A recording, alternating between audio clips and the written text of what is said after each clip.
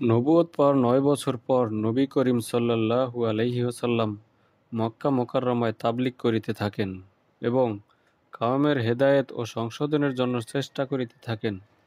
কিন্তু অল্প সংখ্যক লোক যাহারা মুসলমান হইয়াছিলেন আর কিছু সংখ্যক লোক যাহারা মুসলমান না হওয়া সত্ত্বেও হুজুর সাল্লাল্লাহু আলাইহি ওয়াসাল্লামকে সাহায্য করিতেছিলেন।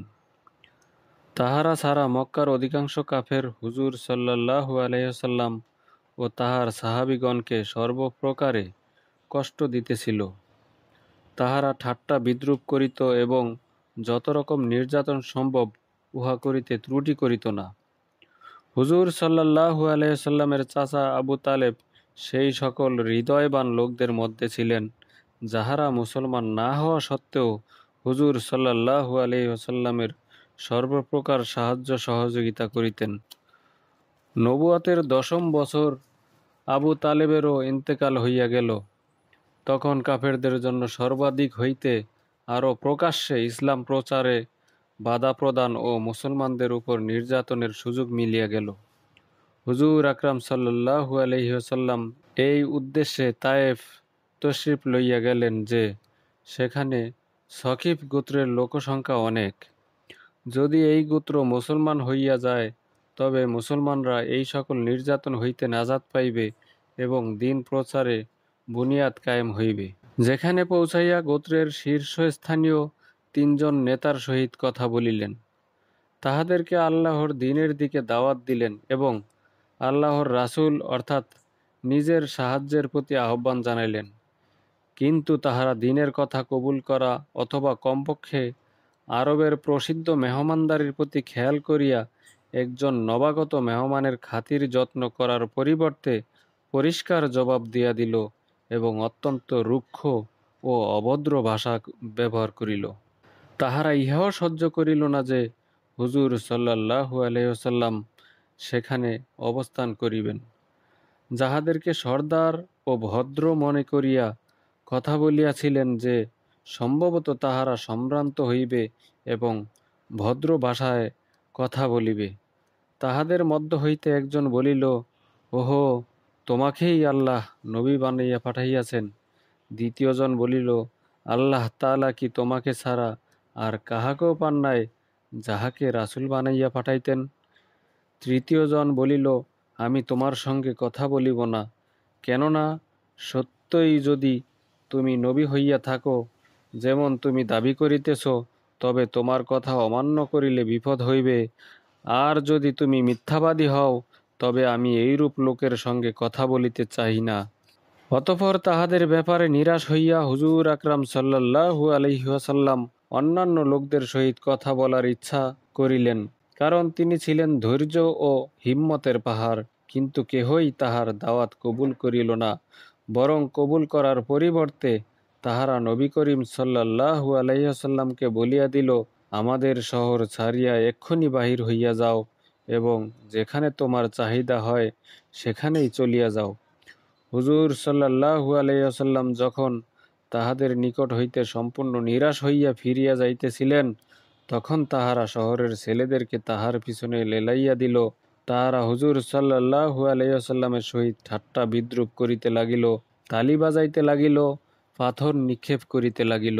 ইহাতে রক্ত প্রবাহিত হইবার কারণে তাহার উভয় জুতা রঞ্জিত হইয়া গেল। এই অবস্থাতেও তিনি ফিরিয়া চলিলেন।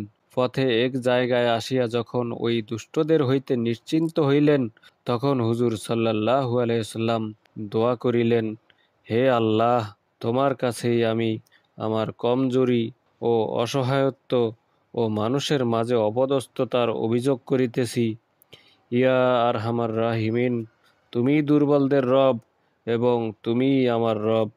আমাকে তুমি কাহার সোপর্দ করিতেছ?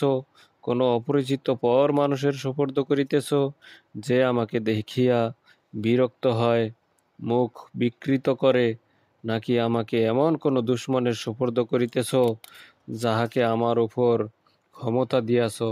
হে আল্লাহ, তুমি যদি আমার উপর অসন্তুষ্ট না থাকো, তবে আমি কাহারও পরোয়া করি না। তোমার হেফাজতই আমার জন্য যথেষ্ট।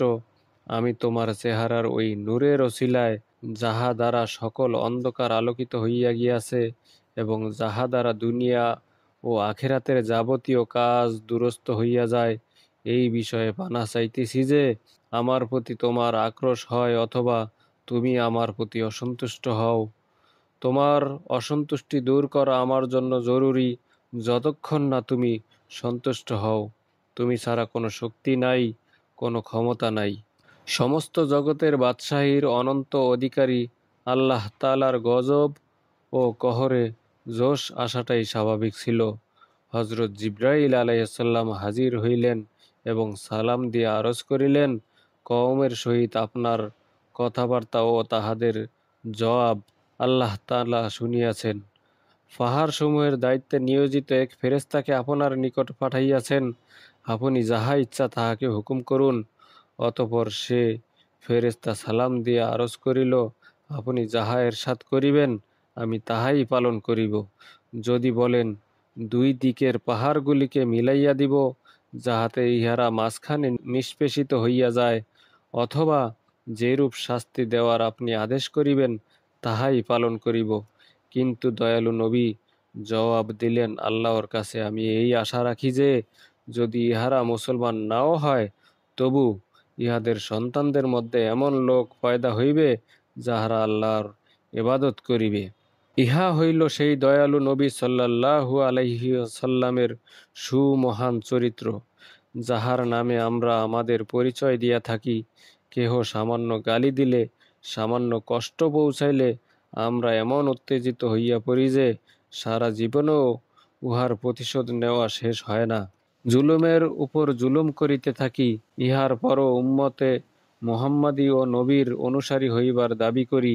আর নবী করিম সাল্লাল্লাহু আলাইহি ওয়াসাল্লাম এত কঠিন অত্যাচার ও কষ্ট সহ্য করা সত্ত্বেও কোনো বদদোয়া করিলেন না এবং কোনো প্রতিশোধও নিলেন না।